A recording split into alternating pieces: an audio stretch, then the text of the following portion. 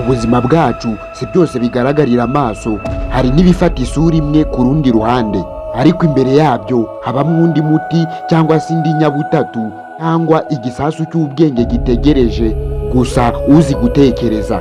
Umuntu ushishoza asimbuka imyanzuro yihuse, kinjira mu gicucu cy'ibitagaragara, agakuramo urumuri ruyobora inzira. Irinde gufata imyanzuro uhereye ku byo ubona gusa, ahubwo wiyemeze gutekereza ibiri inyuma y'iyo sura. Ushobora kuba wibajije uti ni iki cyihishe inyuma y'ibi byose? Kubitubwiye gutyo, ese hari izindi nyungu zitagaragara? Aha, icyo nicyo bita ubwenge, uca ibikanganye ugakubita agaciro, ndetse bukaba n'impamba izaguherekeza aho uzaba uri hose. Icyo ngusaba muri aka kanya ni ukuntiza umwanya wawe n'amatwi yawe, ubundi nkakubwira. Ibitekerezo bigaragara byose siko biba bihamye. Hari ibintu ubona mu buryo bwo hejuru bikakubwira byinshi, ariko se wigeze wibaza ukuntu igiti gifite amashami menshi ariko igihingwa cyacyo kidatanga imbuto? Hari amagambo ubwira abantu wibwira ngo barakumva, ariko mu mitima yabo harimo igikangisho cy'ikindi gitekerezo kimeze nko kugutegera ahakomeye. Icyemezo cyiza gituruka ku bushobozi bwo kureba ibinyuranye n'iby'abandi babona.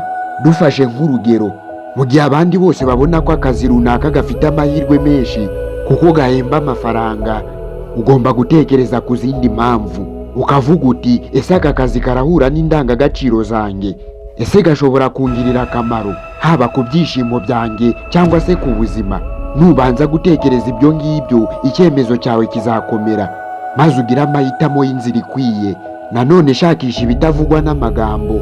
Hari ibintu bitavugwa mu buryo buziguye, ariko bikabikwa mu migirire, mu mvugo y'umubiri, uburyo umuntu yifata n'uburyo aceceka. Imyanzuro ifatwa hakurikije amagambo gusa ibihubutse nk'ukina urusimbi ku buzima bwawe. Umva uburyo ushobora kubitahura. Ushobora kuvuga uti ese kuki yavuze ibi ngibi ariko ntavuge biriya? Nanone reba icyo umuntu adashaka kuvuga ariko yerekana ibimenyetso mu maso, mu ijwi cyangwa se mu mvugo zidafunguye. Nanone ibibazo bicukumbura byinshi kurusha ibisubizo. Bibaza byinshi mbere yo kuvuga yego cyangwa oya. Icyo ugomba kumenya, abashishoza birinda ibintu byoroshye. Ubushakashatsi bwakozwe n'umuhanga mu mitekerereze Daniel Kahneman, wahawe igihembo cyitiriwe Nobel. Ubwo bushakashatsi bwerekanye ko abantu bakunda gufata imyanzuro yihuse ishingiye ku byiyumviro, ku byo bumvise bwa mbere no ku masura. Ariko abahanga banenga iyi nzira kuko ishobora gutera amakosa menshi.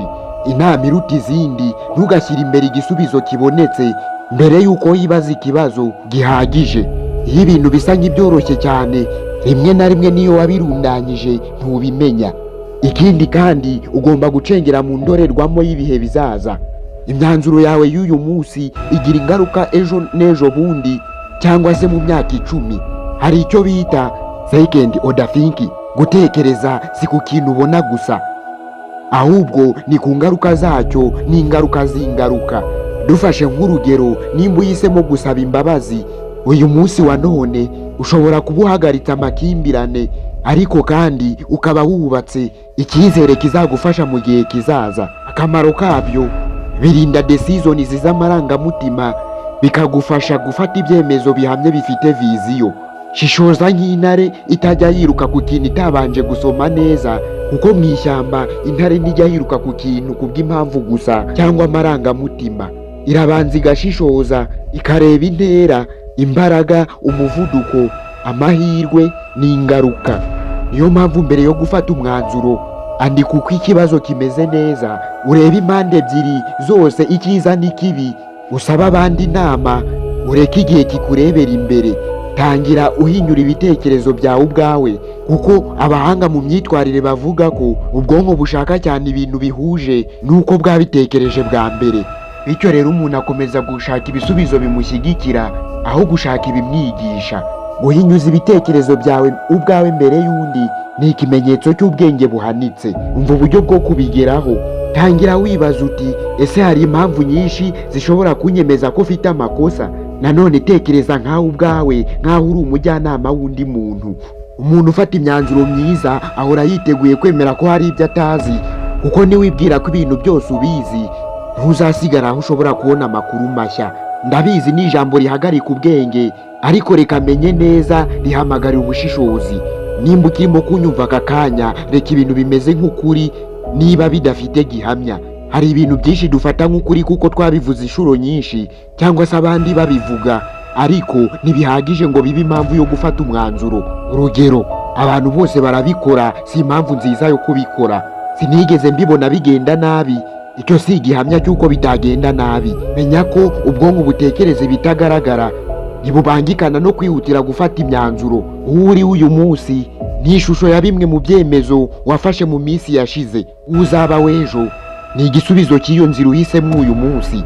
Shishoza, ufate igihe utegure, fata imyanzuro nk'umuntu uzubaka inzu y'ubwenge itazasenywa n'umuyaga w'amarangamutima.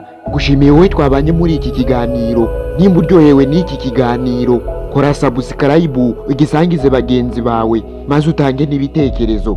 Nje wumvaga nitwa 2MC.